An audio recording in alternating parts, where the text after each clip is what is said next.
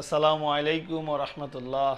সম্মানিত দর্শক, আবারও আমরা আজকে আমাদের নতুন একজন অতিথি নিয়ে আপনাদের মাঝে হাজির হয়েছি। সাদিক ই-বাইক গ্যালারি হৃদয় রমাদান এই অনুষ্ঠানে দেশ ও প্রবাসের যারা আমাদের এই অনুষ্ঠান উপভোগ করছেন তাদের সবাইকে এনএসএফ কেবল নেটওয়ার্ক ও বার্তা মেহেরপুরের পক্ষ থেকে অনেক অনেক ধন্যবাদ জানাই। সম্মানিত দর্শক, আজকে আমরা আমাদের স্টুডিওতে অতিথি হিসাবে পেয়েছি হযরত মাওলানা রকিবুল ইসলাম মুজাহিদ। আজকের অতিথি মহোদয় আমাদের রমজানের ফজিলত সম্পর্কে আলোচনা পেশ করবেন। আজকের অতিথি মহোদয়কে তার আলোচনা পেশ করার জন্য সবিনয় অনুরোধ জানাচ্ছি। আসসালামু আলাইকুম ওয়া রাহমাতুল্লাহি ওয়া বারাকাতুহু। আলহামদুলিল্লাহি রাব্বিল আলামিন, ওয়াসসালাতু ওয়াসসালামু আলা সাইয়্যিদিল মুরসালিন ওয়া আলা আলিহি ওয়া আসহাবিহি আজমাইন। আজকের এই টেলিভিশন প্রোগ্রাম এবং লাইভ প্রোগ্রাম যে যেখান থেকে দেখছেন এবং পরবর্তীতে দেখবেন, সবাইকে আমার আন্তরিক সালাম, শুভেচ্ছা এবং মোবারকবাদ। বিশেষ করে মাহে রমাদানুল মুবারকের আজকের যেই প্রোগ্রাম আমাদের সম্মানিত সঞ্চালক বড় ভাই জনাব রাশেদ উসমান সাহেব সহ সকলকে আন্তরিক মোবারকবাদ জানিয়ে আমি আলোচনায় প্রবেশ করতে চাই। আসসালামু আলাইকুম ওয়া রাহমাতুল্লাহি ওয়া বারাকাতুহু। শুকরিয়া আদায় করছি মহান সত্তার দরবারে যে রব্বে কারিম আমাদেরকে সুন্দর একটি মাস, মহাপবিত্র মাস, যে মাসকে আমরা বলার শুরুতে বলি মাহে রমাদান মাস, পবিত্র মাহে রমাদান মাস। কত দরদ ভরে আমরা যত্ন করে মাসটিকে আমরা ডাক দিয়ে থাকি। আল্লাহ রসুল শাবান মাস যখন আসতো, শাবান মাসে অনেক তিনি রোজা রাখতেন এবং নফল ইবাদতগুলি করতেন, এবং যেই কথাটা তিনি বারবার বলতেন, রব্বুল আলামিন আপনি আমাকে রমজান পর্যন্ত হায়াতে তাইয়্যিবা দান করুন। এই কথাটি আল্লাহ রসুল বারবার বলতেন যে আমি যেন রমজান পেয়ে যাই, রমজান যেন আমি না হারাই। আল্লাহ রসুল বলেছেন যে ব্যক্তি রমজান পেয়ে গেল, এরপরে রমজানের সুন্দরভাবে রোজাগুলি পালন করল, আল্লাহর সন্তুষ্টির জন্য আল্লাহ তাআলা তার জীবনের সমস্ত গুনাহ খাতাগুলি মাফ করে দিবে। সুবহানাল্লাহ। সেই রমজানুল মুবারকে আমরা এসে পৌঁছেছি। সেজদা অবনত চিত্তে প্রাণ ভরে শুকরিয়া আদায় করছি মহান রবের দরবারে। আমরা পড়ছি আলহামদুলিল্লাহ। লক্ষ কোটি দরুদ এবং সালাম বর্ষিত হোক বিশ্বনবীর শাহে মদিনায়, যিনার আনিত জীবন ব্যবস্থার মধ্যে রয়েছে মানব জীবনের কল্যাণ, আখিরাতে মুক্তির গ্যারান্টি এবং নিশ্চয়তা। যে বিশ্ব নবী মানুষের মন গড়া আইন কানুন পরিবর্তন করে দিয়ে লিইয়ুযহিরাহু আলাদ-দীনি কুল্লি, শুধুমাত্র কেবলমাত্র একমাত্র আল্লাহর দেওয়া বিধানকে বাস্তব জীবনে কায়েম করতে যে, প্রতিষ্ঠিত করতে যে তায়েফের মাটিতে শরীরের রক্ত ঝরিয়েছেন, উহুদের ময়দানে দান দান মোবারক শহীদ করেছেন, শিয়া আবি তালিবের পাহাড়িয়া জেলখানায় ৩টি বছর কারারুদ্ধ মানবতার জীবন যাপন করেছেন, কাফের বেদিন মুশরিকদের শত জুলুম নির্যাতনের শিকার হয়েছেন। যে বিশ্বনবী যদি চাইতেন সব থেকে আরাম আয়েশে গড্ডালিকায় গা ভাসিয়ে তিনি জীবন কাটিয়ে দিতে পারতেন, কিন্তু আপনাকে আমাকে নিয়ে হাসরের মাঠে মাথা উঁচু করে দাঁড়াবেন সব নবীদের মাঝে, সব নবীর উম্মতের মাঝে আপনাকে আমাকে নিয়ে রাজ করবেন, এই আশা বুকে লালন করে যে বিশ্বনবী জীবনের সর্বোচ্চ সুখ ত্যাগ করেছেন। কখনো তিনি ভালো বিছানা একটু ঘুমায় নাই। সিদ্দিক হযরত উমর ফারুক রাদিয়াল্লাহু তাআলা আনহু সালাম দিয়ে ঘরের মধ্যে প্রবেশ করলেন।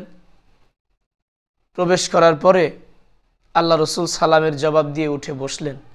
আল্লাহ রসুলের গায়ের যে রংটা ছিল এটা হচ্ছে বেদানার বীচির মতো লাল রক্তিম বর্ণ। আল্লাহ রসুল খেজুরের পাটিতে শুয়েছিলেন। আল্লাহ রসুল যখন উঠে বসলেন, হযরত ওমর ফারুক দেখতেছেন আল্লাহ রসুলের পিঠে খেজুরের পাটির ছাপ বসে গেছে। আল্লাহু আকবার! কি রসুল আমরা পেয়েছি, যে রসুলকে বলা হয়েছিল ইয়া রসুল আল্লাহ, একবার অনুমতি দেন, এই উহুদ পাহাড়টা আমি আপনার জন্য স্বর্ণে পরিণত করে দেব। শুধু স্বর্ণই না, আপনি যেখানে যাবেন আপনার পিছু পিছু এই স্বর্ণের খনি আপনার পিছে পিছে হাঁটবে। সুবহানাল্লাহ! সেই নবী জীবনের সর্বোচ্চ ত্যাগ করে খেজুরের পাটিতে ঘুমিয়েছেন।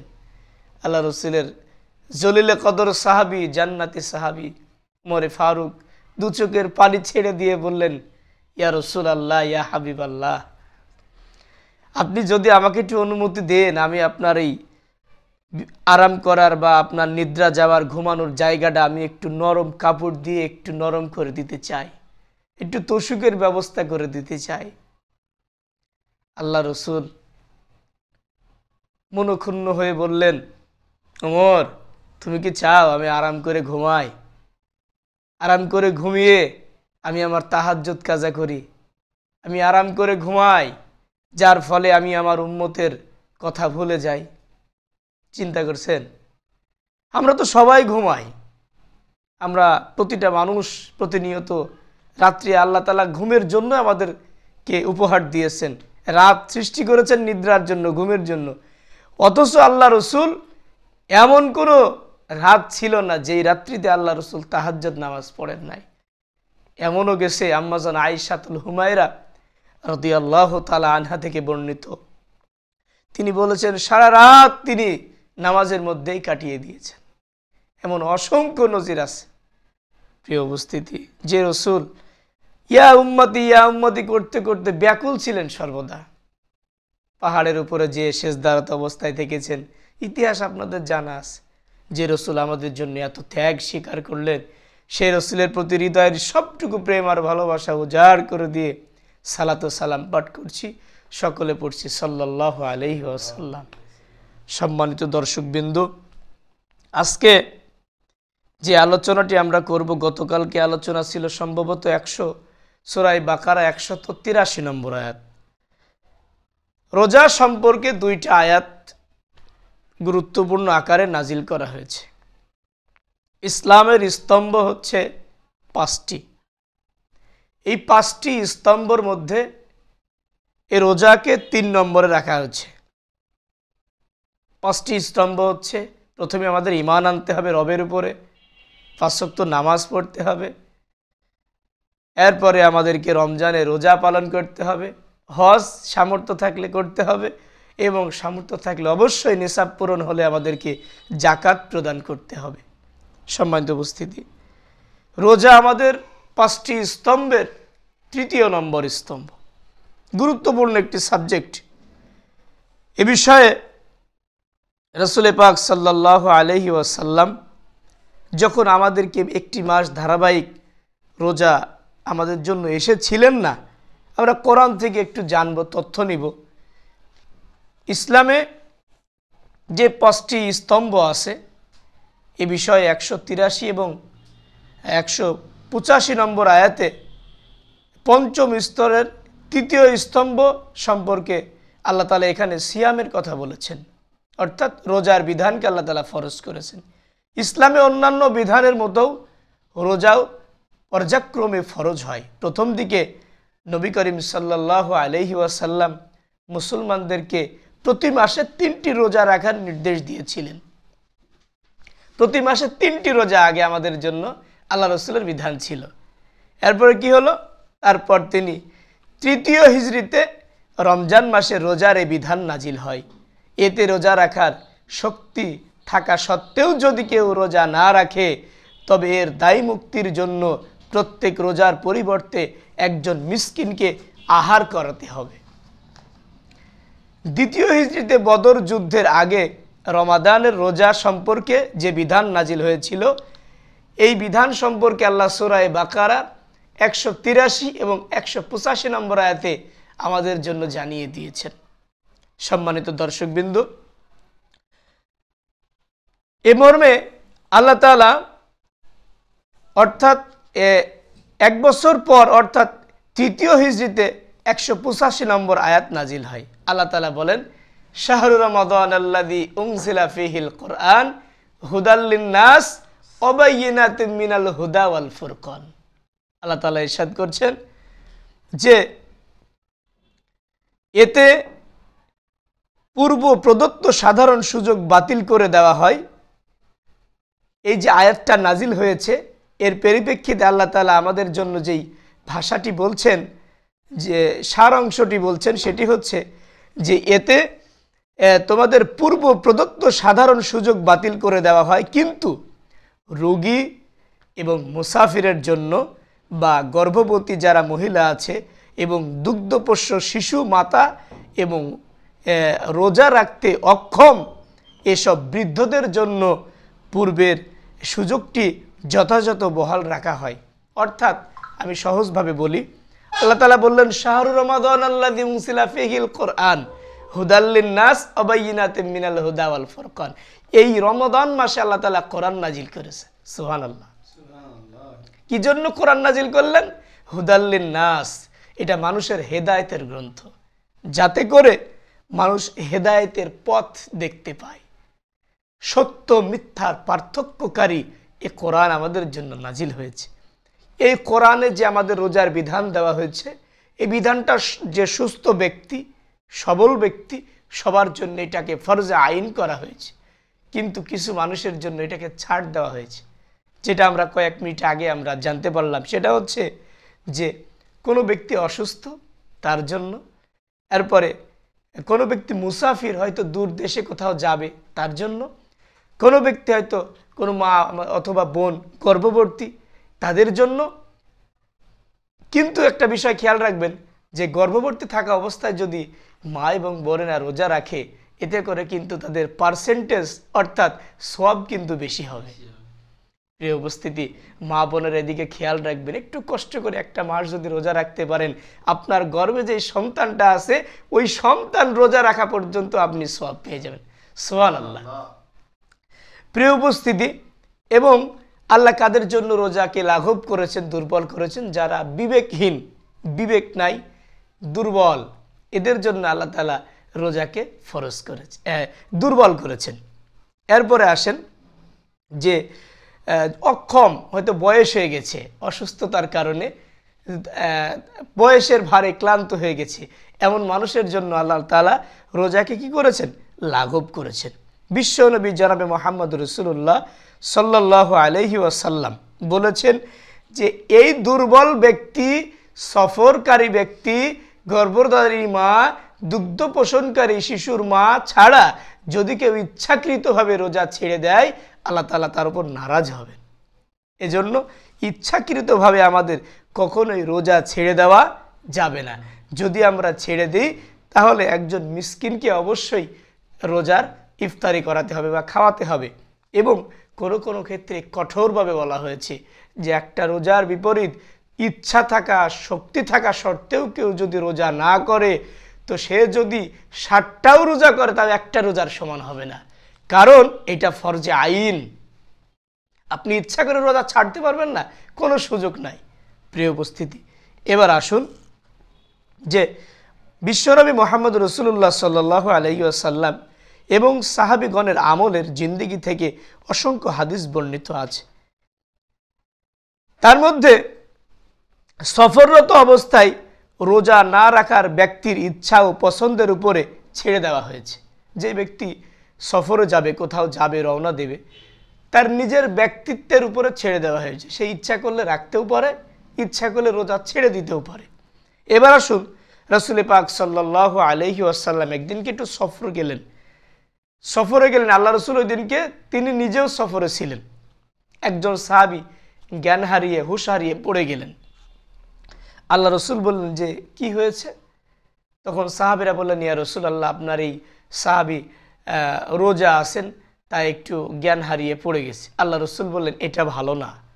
অর্থাৎ সফররত অবস্থায় যদি কঠিন সফর থাকে, লং সফর থাকে, আপনি ওই জায়গায় রোজাটা আপনার জন্য বন্ধ রাখতে হবে।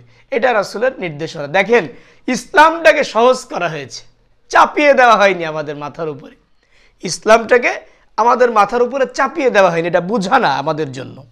সম্মানিত উপস্থিতি, এজন্য ইনশাআল্লাহ পরবর্তীতে আমরা আবার আলোচনা যাচ্ছি, একটি বিদায়ের সময় এসেছে। সম্মানিত দর্শকবৃন্দ, এতক্ষণ অনেক জ্ঞানগর্ভ আলোচনা শুনছেন আজকের আমাদের অতিথি মহোদয়ের কাছ থেকে, হযরত মাওলানা রকিবুল ইসলাম মুজাহিদ, সহ সাধারণ সম্পাদক, পৌর উলামা বিভাগ, মেহেরপুর।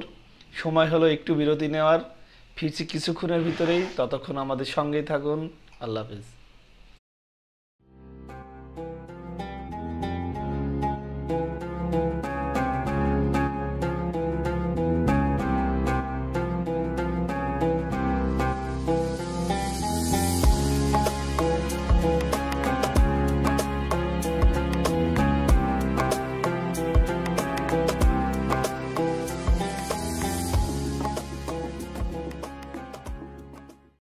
সাদিক ই বাইক গ্যালারির পক্ষ থেকে আপনাদের সবাইকে জানাই দারুণ সুখবর। সাদিক ই বাইক গ্যালারি, মেহেরপুর। আপনি কি স্কুটি এবং বাচ্চাদের ব্যাটারি চালিত গাড়ি কেনা নিয়ে ভাবছেন? আরে হ্যাঁ, ভাবছি। মেহেরপুরে এই প্রথম স্কুটি ও বাচ্চাদের প্রাইভেট কার, মোটর সাইকেল সহ ব্যাটারি চালিত বিভিন্ন ডিজাইনের গাড়ি নিয়ে আপনাদের মেহেরপুরে আগমন সাদিক ই বাইক গ্যালারির। সাদিক ই বাইক গ্যালারির। সাদিক ই বাইক গ্যালারি। সাদিক ই বাইক গ্যালারি মনা জুয়েলার্সের আরো একটি অঙ্গ প্রতিষ্ঠান। প্রধান সড়ক, কাশারি বাজার, মেহেরপুর। মোবাইল 01705993474 অথবা 01404297165। সাদিক ই বাইক গ্যালারি, যেখানে আপনার বিশ্বাসের পূর্ণতা পায়। সাদিক ই বাইক গ্যালারির পক্ষ থেকে আপনাদের সবাইকে জানাই দারুণ সুখবর। সাদিক ই বাইক গ্যালারি, মেহেরপুর। আপনি কি স্কুটি এবং বাচ্চাদের ব্যাটারি চালিত গাড়ি কেনা নিয়ে ভাবছেন? আরে হ্যাঁ, ভাবছি।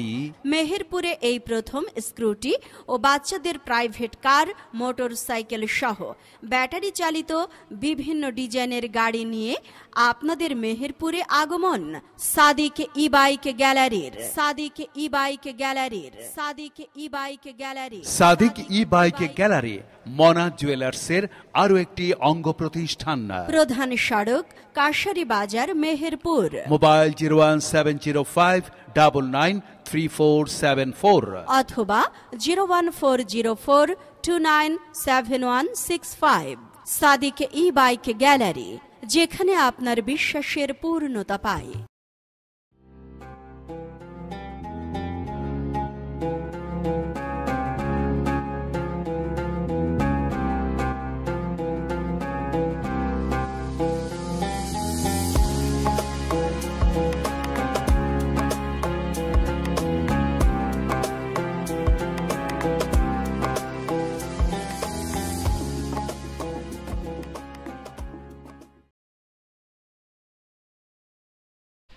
আসসালামু আলাইকুম ওয়া রাহমাতুল্লাহ। সম্মানিত দর্শক, বিরতির পরে আবারও ফিরে এলাম আপনাদের মাঝে। সাদিক ই বাইক গ্যালারি, হৃদয়ে রমাদান, এই অনুষ্ঠান দেশ ও প্রবাসের যারা উপভোগ করছেন তাদের সবাইকে আবারও এনএসএফ কেবল নেটওয়ার্ক ও বার্তা মেহেরপুরের পক্ষ থেকে অনেক অনেক ধন্যবাদ জানাই। সম্মানিত দর্শক, রমজান মাস ব্যাপী আমাদের এই আয়োজন হৃদয়ে রমাদান, এই অনুষ্ঠান সাদিক ই বাইক গ্যালারির পক্ষ থেকে আমরা বিভিন্ন দিন বিভিন্ন অতিথি নিয়ে আপনাদের মাঝে হাজির হচ্ছি। জানি না কতটুকু আপনাদের তৃপ্তি দিতে পারছি। আপনারা অবশ্যই ভালো লাগলে কমেন্টের মাধ্যমে জানাবেন। আমাদের এই অনুষ্ঠান আপনাদের হৃদয়ের রমাদান অনুষ্ঠান আপনাদের হৃদয়ে কতটুকু স্পর্শ করতে পারছে এ বিষয়ে অবশ্যই আমাদের এই অনুষ্ঠান দেখে কমেন্টের মাধ্যমে জানাবেন। আর কথা না বাড়িয়ে আজকের আমাদের যিনি অতিথি রয়েছেন হযরত মাওলানা রাকিবুল ইসলাম মুজাহিদ, সহ সাধারণ সম্পাদক, পৌর উলামা বিভাগ, মেহেরপুর মহোদয়কে তার আলোচনা পেশ করার জন্য সবিনয়ে অনুরোধ জানাচ্ছি। আলহামদুলিল্লাহ, বিরতির পর আমরা ফিরে এলাম। আমরা যে আলোচনায় আমরা ছিলাম যে আল্লাহ রসুল সাল্লাল্লাহু আলাইহি ওয়াসাল্লাম তিনি আমাদের শরীয়ত প্রণয়নকারী নেতা। তিনি আমাদেরকে বলে দিয়েছেন রোজা কিভাবে করতে হবে, কাদের জন্য রোজা অবশ্যই ফরজে আইন, কাদের জন্য রোজাকে লাঘব অর্থাৎ দুর্বল করা হয়েছে। এই বিষয়টি আমরা অবশ্যই আমাদের জানা প্রয়োজন। কথা বলছিলাম এই ব্যাপারে। তো ইনশাল্লাহ এখন একটি হাদিস আপনাদের সামনে বর্ণনা করতে যাচ্ছি। হজরতে উমর রাদিয়াল্লাহু তাআলা আনহু তিনি বলেন, আমি আল্লাহ রসুল সাল্লাল্লাহু আলাইহি ওয়াসাল্লামের সাথে 2টা যুদ্ধে অংশগ্রহণ করেছিলাম। এই 2টাই ছিল রমাদান মাস। সেটা হচ্ছে একটা হচ্ছে বদরের যুদ্ধ। গত আমার আলোচনায় আপনারা শুনেছেন যে এই রমাদানুল মুবারক মাসে একটি যুদ্ধ, সর্বপ্রথম যুদ্ধ সংগঠিত হয়েছিল 17 রমজান, সেটা হচ্ছে বদরের যুদ্ধ। এই বদরের যুদ্ধে আল্লাহ রসুল নিজে রোজা ভেঙেছিলেন, খেজুর খেয়েছিলেন, পানি পান করেছিলেন এবং সাহাবীদেরকে উদ্বুদ্ধ করেছিলেন যে তোমরা খেজুর খাও, পানি পান করো, কারণ কাফেরদের সাথে লড়াই করতে হবে। পাঞ্জা লড়তে হলে শক্তির প্রয়োজন, আর শক্তি যদি সঞ্চয় না করো, অর্জন না করো, কাফেরদের সাথে তোমরা লড়াই করে জিততে পারবে না। আর আজকে যদি তোমরা পরাজয় বরণ করো, হয়তো সামনের দিনে তোমরা রোজাই রাখতে পারবে না। প্রিয় উপস্থিতি, এর টার্গেটটা কোন দিকে যায় দেখেন। আমি এ মর্মে একটা কথা বলতে চাই। হযরত উমর রাদিয়াল্লাহু তাআলা আনহু বলেছেন যে 1 নম্বর হচ্ছে বদরের যুদ্ধের সময় আল্লাহ রসুল রোজা ভেঙেছিলেন, আমিও রোজা ভেঙেছিলাম। এবং 2য় নম্বর হচ্ছে মক্কা বিজয়ের দিন, ওটাও ছিল রমাদানুল মুবারক মাস। ওদিনকেও আল্লাহ রসুল রোজা ভেঙেছিলেন এবং আমরাও রোজা ভেঙেছিলাম। তাতে করে কি আল্লাহ রসুল বলেছিলেন যে তোমরা রোজা ভাঙো, এটা তোমাদের জন্য আমার নির্দেশ, কারণ কাফেরদের সাথে পাঞ্জা লড়তে হবে, শক্তির প্রয়োজন। এবার এখান থেকে একটু আমরা শিক্ষা পেতে পারি। দেখেন, রমজান কিন্তু আমাদের একটি মাস, বাকি 11টি মাস কিন্তু আমরা 3 বেলা খানা খেয়ে আমরা বসবাস করি, বেঁচে থাকি। এখন ইসলামের যে বিধিবিধান, এই ইসলামের বিধিবিধান যেটা বাঁচানোর জন্য আল্লাহ রসুল ফরজে আইন নামক রোজাকে বন্ধ রাখলেন, সেটা হচ্ছে কিন্তু জিহাদ। জিহাদ ফি সাবিলিল্লাহ, আল্লাহর জন্য জিহাদ। এই জিহাদটাকে অনেকে আমাদেরকে অপব্যবহার করে, সন্ত্রাস বলে। হ্যাঁ, গত কয়েকদিন আগে আমাদের 2জন সংগঠনের ভাইকে মেরে শহীদ করা হয়েছে। এখানে কেউ অপব্যাখ্যা করতেছে, আমি আপনাদেরকে অবগত করছি, আপনারা এদেরকে খেয়াল রাখবেন। যারা ইসলামী আন্দোলনের বিপক্ষে কথা বলে, ইসলামী আন্দোলনটাকে সন্ত্রাসবাদ বানাতে চায়, যুদ্ধকে সন্ত্রাসীর সাথে তুলনা করে, এদের আপনারা টুটি ধরবেন। কারণ রোজা যেমন ফরজ, জিহাদ করতে হবে এটাও ফরজ। রোজার কথা বলা হয়েছে কোরআনে 2টি আয়াতে। একটি হচ্ছে সূরা বাকারার 183 নম্বর আয়াত, অন্যত্র বলা হয়েছে যে এই মাসেই কোরআন নাজিল করা হয়েছে মানুষের হেদায়েতের জন্য 185 নম্বর আয়াত। কিন্তু জিহাদের কথা আল্লাহ তাআলা অসংখ্য জায়গায় বলেছেন, অসংখ্য জায়গায়। প্রিয় উপস্থিতি, এজন্য জিহাদটাকে আমরা সন্ত্রাসীর সাথে তুলনা না করি। এখানে আওয়ামী লীগ বুঝি না, বিএনপি বুঝি না, জামাত ইসলামী বুঝি না, আমরা মুসলমান, আমাদের পরিচয় হলো মুসলমান। আমরা মনে করি যে আমার পরিচয় আমি বাঙালি, এইটা মনে হয় আমার খুব গর্বের বিষয়। না, আপনি যখন কবরে আপনাকে রেখে আসা হবে, ওই জায়গায় পড়বে বিসমিল্লাহি আলা মিল্লাতি রসুলিল্লাহ, আল্লাহর নামে রসুলের দলে সামিল করে দিলাম। তো দেখেন, আল্লাহর নাম স্মরণ করছি, রসুলের দল স্মরণ করছি, হ্যাঁ, এবং আমরা সামিল করে দিচ্ছি কবরে। তো এই জায়গায় কিন্তু আওয়ামী লীগ থাকবে না, বিএনপি থাকবে না, জামাত ইসলামীও থাকবে না। এই জায়গায় আল্লাহর দল, আর এবং আপনি যদি রসুলের দল করে থাকেন, আল্লাহকে স্মরণ করে থাকেন, তবেই কিন্তু আপনি আখিরাতে এবং কবরে আপনার জন্য সুন্দর একদম সুদর্শন বিছানা আপনার জন্য তৈয়ার হয়ে যাবে। সুদর্শন ফেরেশতা আপনাকে এসে আহলান সাহলান জানাবে, আপনাকে মারহাবান জানাবে, বলবে আসো আল্লাহর কৃতজ্ঞকারী বান্দা বান্দি, আসো, তুমি যেমনি আল্লাহর প্রতি কৃতজ্ঞ ছিলে, সন্তুষ্ট ছিলে, আল্লাহ তোমার উপরে সন্তুষ্ট আছে, কৃতজ্ঞ আছে। আসো, আল্লাহর জান্নাত তোমার জন্য অপেক্ষা করছে। আর আপনি আমি যদি আল্লাহর ধর্ম থেকে, আল্লাহর দিন থেকে, আল্লাহর দেখানো পথ থেকে, রাসূলুল্লাহ সাল্লাল্লাহু আলাইহি ওয়াসাল্লামের দেখানো দল থেকে আমরা যদি বিমুখ হয়ে যাই, ফেরেশতা সেদিন আসবে দুর্গন্ধযুক্ত ফেরেশতা। দুর্গন্ধযুক্ত ফেরেশতা, যার গায়ে থাকবে দুর্গন্ধযুক্ত চট, ময়লাযুক্ত চট থাকবে তার গায়ে। তিনি এসে শিকল, সারা গায়ে শিকল থাকবে, আপনার পায়ে শিকল দিয়ে বাঁধবে, টানতে টানতে বলবে, চল নাফরমান, তুই আল্লাহর উপরে অসন্তুষ্ট ছিলি, আল্লাহর দিন থেকে, আল্লাহর রসুলের দল থেকে তুই বিমুখ ছিলি। আজকে দেখেন, একটা জিনিস খেয়াল করবেন বড় ভাই, সেটা হচ্ছে মুসলমানিত্ব ছাড়তে পারে কিন্তু দল ছাড়ে না, হিন্দুত্ব ছাড়তে পারে কিন্তু দল ছাড়ে না, খ্রিস্টানিত্ব ছাড়তে পারে কিন্তু দল ছাড়ে না। দল আমাদের কি রোগে ধরছে যে আমরা দিন ভুলে গেছি। মুজিবরের একটা ছবি নিয়ে এভাবে দাঁড়িয়ে আমরা বিশাল এক কৃতজ্ঞতা জ্ঞাপন করছি যে আমরা শ্রদ্ধাঞ্জলি জ্বালাচ্ছি। উনি আমাদের নেতা, উনি আমাদের সব, উনি আমাদের জান, উনি আমাদের প্রাণ, সব কিছু। আমাদের মরণের সময় যদি উনার ছবিটা দেওয়া হয়, মনে হয় আত্মায় শান্তি পাবে, এই আমাদের টেন্ডেন্সি। অনেক গত সরকারের আমলে কিছু মানুষ এমনভাবেও চাকরি নিয়েছে, মডেল মসজিদের ইমাম মুয়াজ্জিন আমাদের মেহেরপুরের, যে আমার দাদা মুজিবরের ছবি বুকে নিয়ে জয় বাংলা করতে করতে মারা গেছে।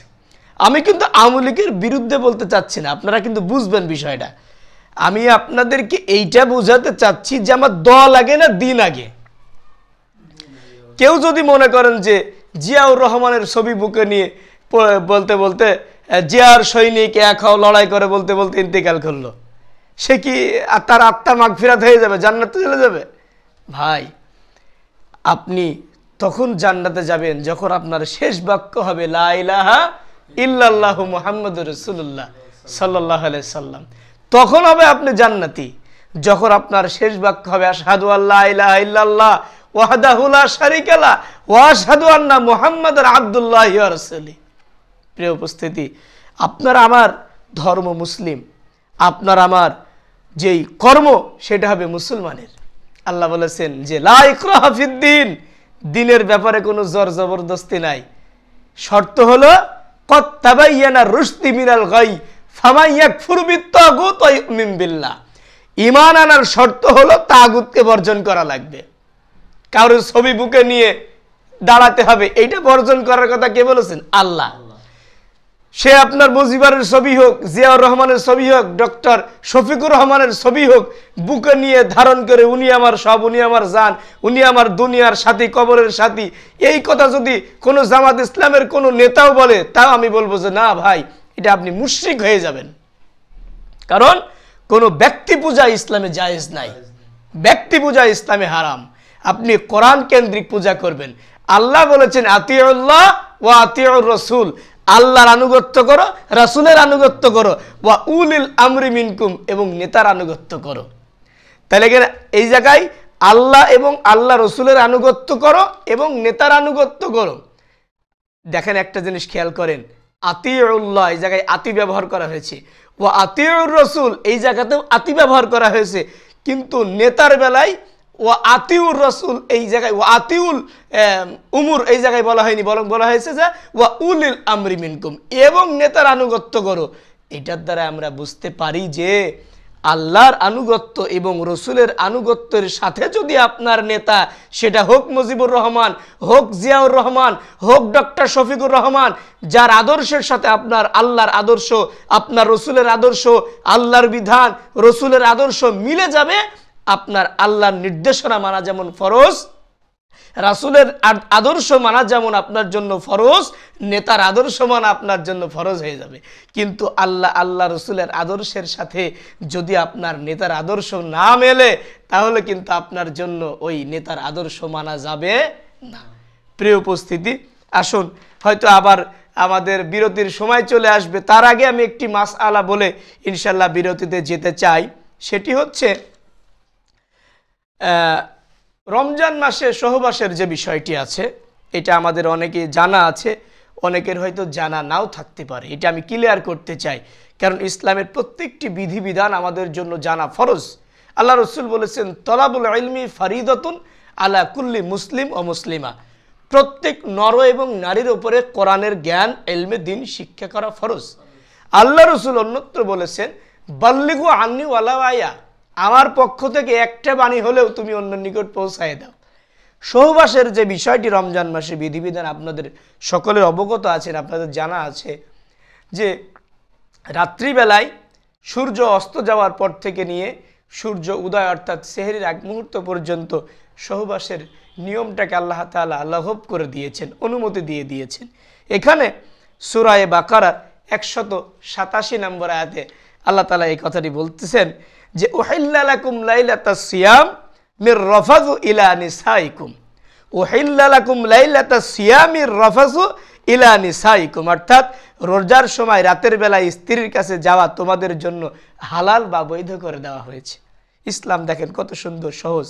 এখানে অনেকে আমাদের মসজিদে ইতিকাফে থাকে, ইতিকাফে থাকা অবস্থায় স্ত্রীর সম্পর্ক কেমন হবে এইটা এই আয়াতের মাধ্যমে আল্লাহ বলে দিলেন যে রাত্রিবেলায় আপনারা স্ত্রীর সাথে আপনারা মিলিত হতে পারবেন, কিন্তু আপনারা রোজা থাকা অবস্থায় কোনো রকমভাবেই যদিও আপনাদের হালাল বা বৈধ স্ত্রী আপনারা স্পর্শ করতে পারবেন না। আর যারা মসজিদে ইতিকাফে থাকে তাদের জন্য তো মসজিদের আঙ্গিনায় থেকে বের হওয়ার নিষেধ করা হয়েছে। প্রিয় উপস্থিতি, আলোচ্য আয়াতে নাজিলের পূর্বে রমজান মাসের রাত্রিকালে স্ত্রীর সাথে রাত্রিবাস করার বিরুদ্ধে নিষেধাজ্ঞা সম্মিলিত কোনো সুস্পষ্ট নির্দেশনা বা থাকলেও লোকেরা এমনটি করা অবৈধ মনে করে বা করত, কিন্তু আল্লাহ তাআলা এই আয়াতের মাধ্যমে আমাদেরকে পরিষ্কার করে দিলেন যে না, রাত্রিবেলায় তোমাদের জন্য তোমাদের স্ত্রী তোমাদের জন্য বৈধ বা হালাল করে দেওয়া হয়েছে। আশা করি আমরা বুঝতে পেরেছি। সম্মানিত দর্শকবৃন্দ, আমরা আসলে অনেক জ্ঞানগর্ভ আলোচনা শুনছি আজকের আমাদের অতিথি মহোদয়ের কাছ থেকে। সময় হলে একটু বিরতি নেওয়ার, ফিরছি কিছুক্ষণ পরেই। ততক্ষণ আমাদের সঙ্গেই থাকুন, দেখতে থাকুন এনএসএফ কেবল নেটওয়ার্ক ও বার্তা মেহেরপুর।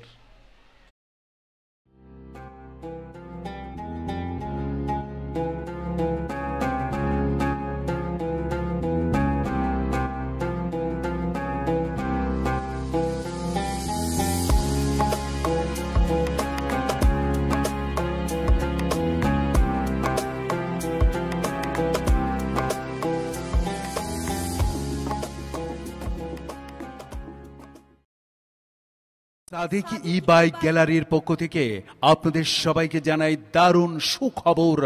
সাদিক ই বাইক গ্যালারি মেহেরপুর। আপনি কি স্কুটি এবং বাচ্চাদের ব্যাটারি চালিত গাড়ি কেনা নিয়ে ভাবছেন? আরে হ্যাঁ, ভাবছি। মেহেরপুরে এই প্রথম স্কুটি ও বাচ্চাদের প্রাইভেট কার, মোটর সাইকেল সহ ব্যাটারি চালিত বিভিন্ন ডিজাইনের গাড়ি নিয়ে আপনাদের মেহেরপুরে আগমন সাদিক ই বাইক গ্যালারির। সাদিক ই বাইক গ্যালারির। সাদিক ই বাইক গ্যালারি। সাদিক ই বাইক গ্যালারি মনা জুয়েলার্সের আরো একটি অঙ্গ প্রতিষ্ঠান।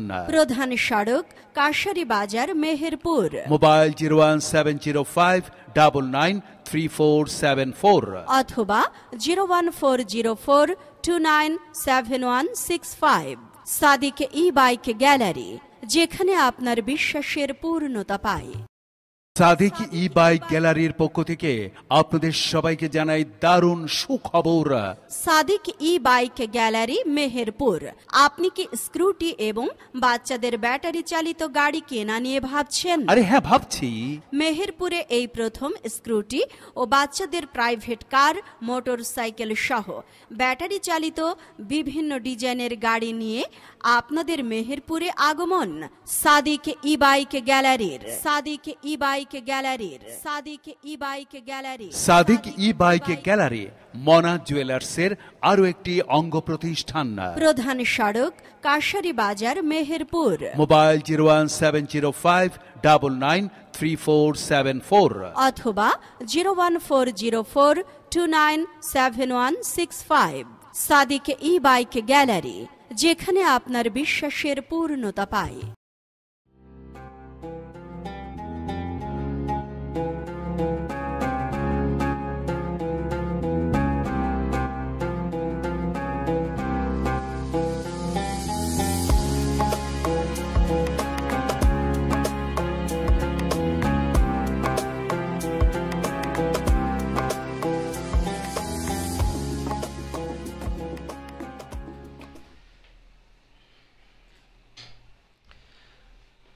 আসসালামু আলাইকুম রহমতুল্লাহ।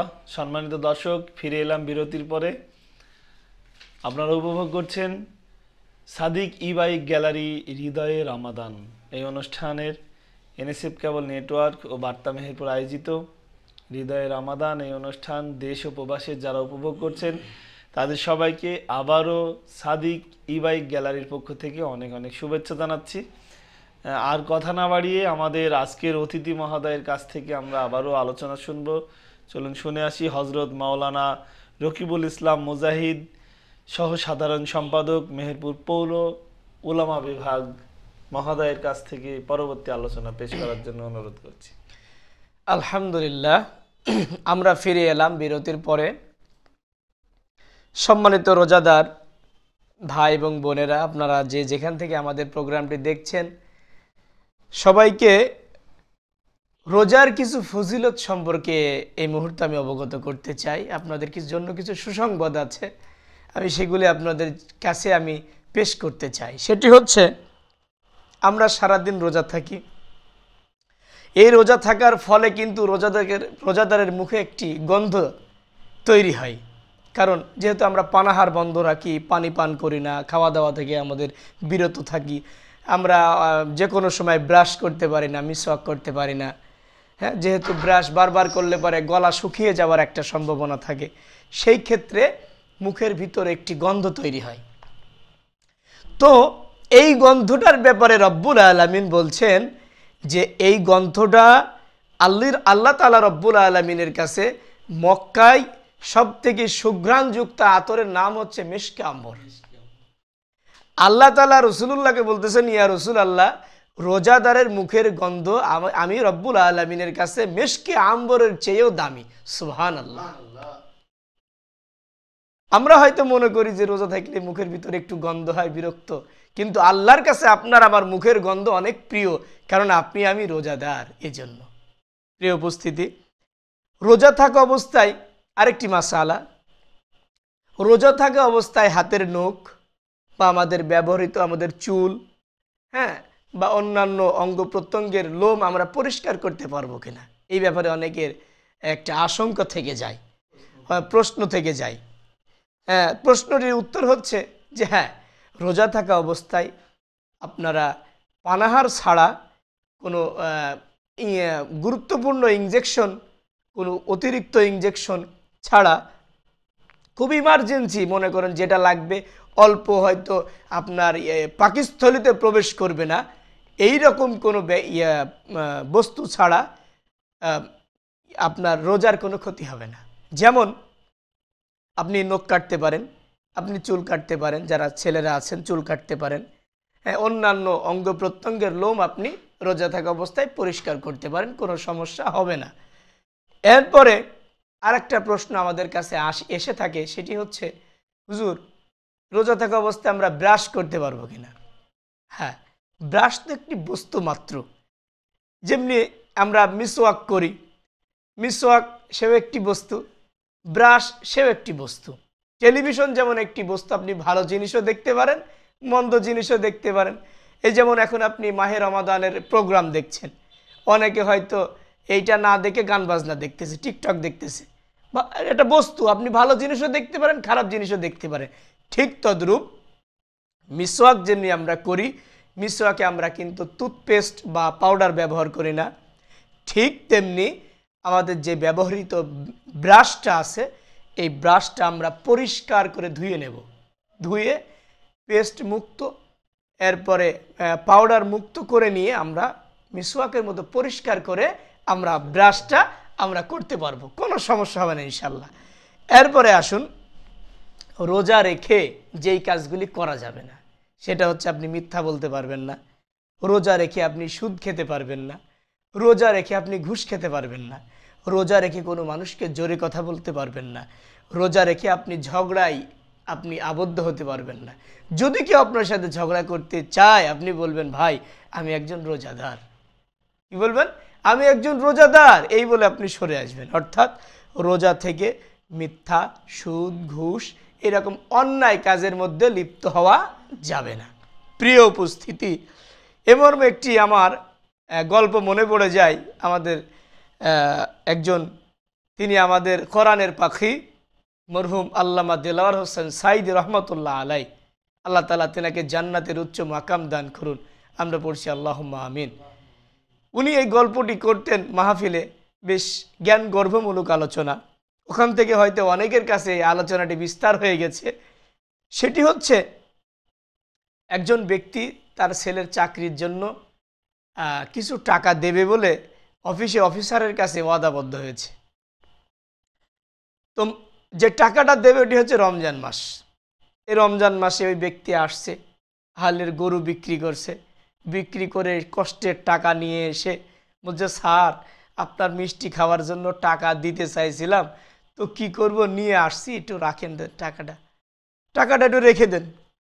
তখন স্যার বলতেছে, বেটা জানিস না এখন রমজান মাস, রমজান মাসে ঘুষ খাওয়া যায়, রাখ, ওই যে টেবিল খোলা আছে, টেবিলের মধ্যে, টেবিলের ড্রয়ারের ভিতর টাকাটা রাখ, ইফতার করব তারপরে ওই টাকা ধরব। চিন্তা করছেন না ভাই? তার মানে বোঝা গেল যে ঘুষ খাবে কিন্তু ইফতার করার পরে। আসলে ঘুষ কি ইফতার করার পরে হালাল হয়ে যাবে নাকি?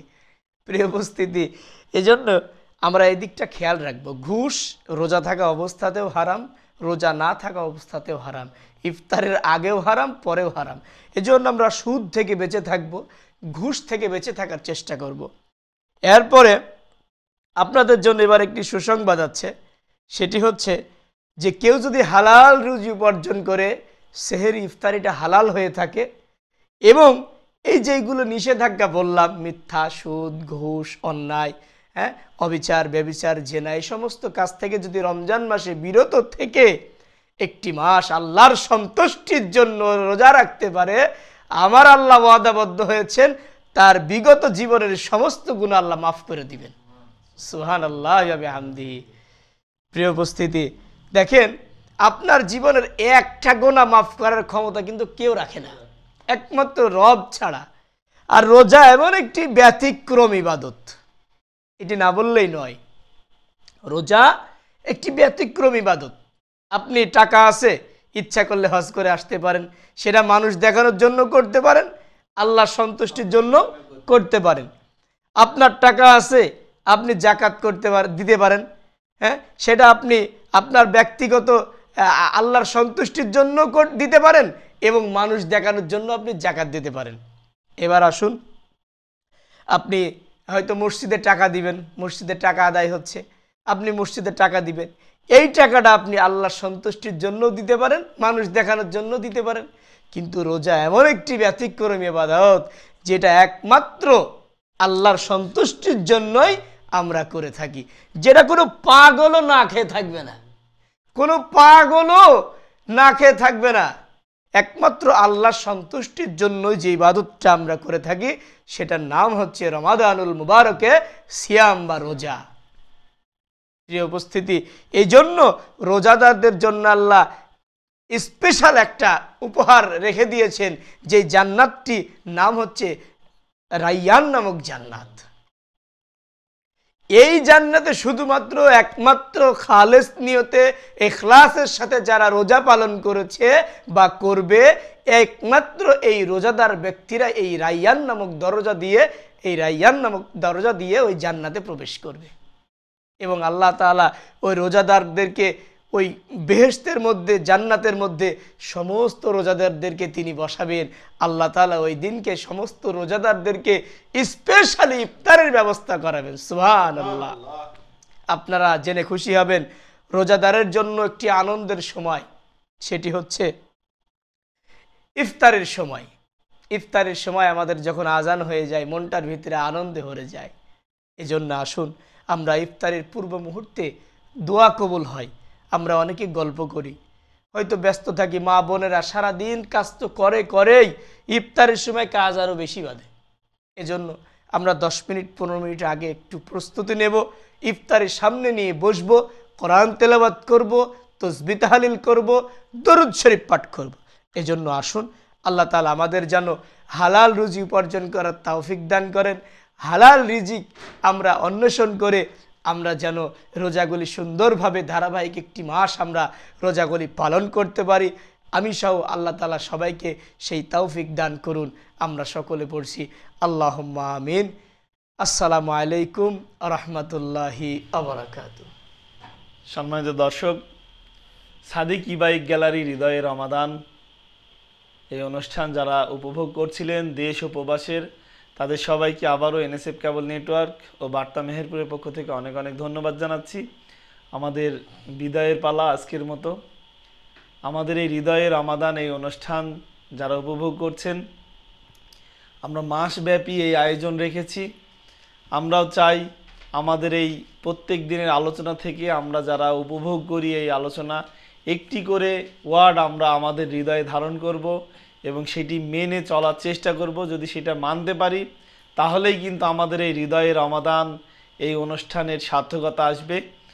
সাদিক ই-বাইক গ্যালারি হৃদয়ে রমাদান এই অনুষ্ঠানের সার্থকতা তখনই আসবে যখন আমরা এই আলোচনা কিছুটা হলেও হৃদয়ে আমরা ধারণ করে আমল করতে পারবো। আমরা আমল করি সবাই আল্লাহ পাকের কাছে এই দোয়া করে আজকের মতো বিদায় নিচ্ছি। সবাই ভালো থাকুন, সুস্থ থাকুন, দেখতে থাকুন এনএসএফ কেবল নেটওয়ার্ক ও বার্তা মেহেরপুর। আসসালামু আলাইকুম ওয়া রাহমাতুল্লাহ।